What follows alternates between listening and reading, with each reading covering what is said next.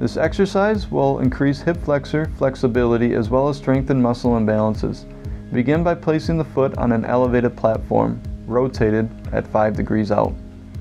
When the knees buckle inward, it compromises the integrity of the joint, so strive to have the knee stay in line with the toe during execution. Start the movement with hands on the hips and initiate the exercise by going down like an escalator, pushing the knee as far in front of the toes as possible. The client should remain as upright as possible and strive to get the rear leg straight. The progression of this exercise is foot elevated to gradually decreasing elevation until you are able to elevate the back leg 2 to 4 inches and yet still complete the movement with good form. The glutes must make contact with the upper calf and the rear leg has to remain straight. When this happens, it's time to decrease the elevation. Additionally, the top heel should not come off the platform. If it does, then you know your leg spacing is off and you would have to take a step back.